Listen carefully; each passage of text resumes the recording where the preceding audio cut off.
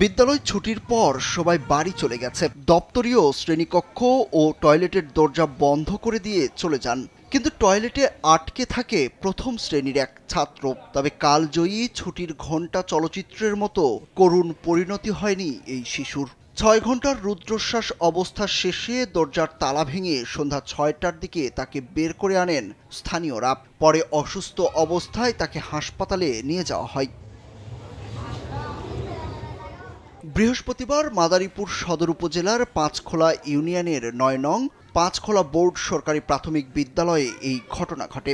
শুক্রবার রাতে বিষয়টি জানাজানি হলে বিদ্যালয় কর্তৃপক্ষের বিরুদ্ধে সমালোচনার ঝড় ওঠে।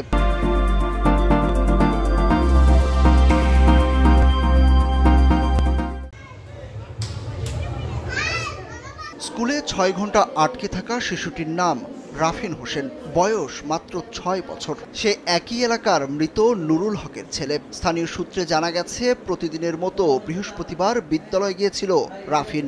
তখন তাদের পরীক্ষা চলছিল। পরীক্ষা শেষে দুপুর ১২টায় বিদ্যালয় ছুটির পর টয়লেটে যায় সে।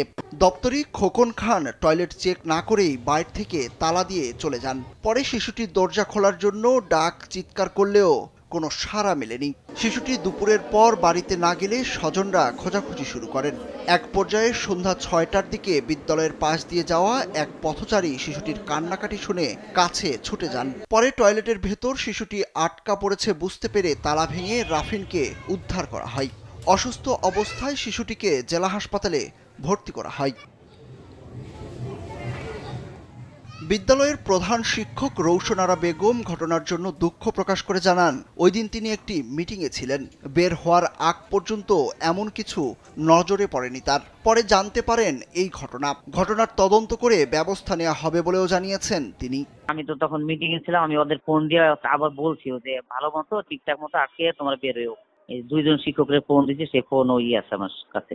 যাই হোক, আল্লাহ ছেলেটারে বাঁচাইছে, এটাই হাজার। আমি ফাইন্ড আউট করবো, আমি স্কুলে যাবো, এটা বের করার চেষ্টা করবো কে করলো বা কি আসলে কতটুকু কি হয়েছে, সত্য কিনা, বাথরুমের ভেতরেই ছিল না আসলে 3 তলার কক্ষে ছিল, এটা আমি যাওয়ার পরে জানবো আর কি।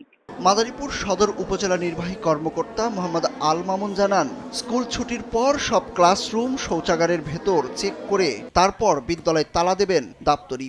কিন্তু সেটা না করে তালা দেওয়ার ফলে ওই স্কুলের শৌচাগারে এক শিক্ষার্থী আটকা পড়েছিল।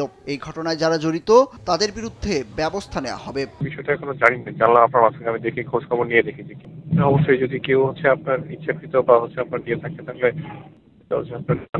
তারপরে সেই অনুযায়ী ব্যবস্থা আগে কথা বলে নিই। স্থানীয়রা বলছেন, দপ্তরের উচিত টয়লেটে তালা দেওয়ার সময় অবশ্যই নিশ্চিত হওয়া যে ভিতরে কেউ আছে কিনা। এমন কাণ্ডে জীবনও চলে যেতে পারত শিশুটির। সুরুজ আহমেদ, কালবেলা।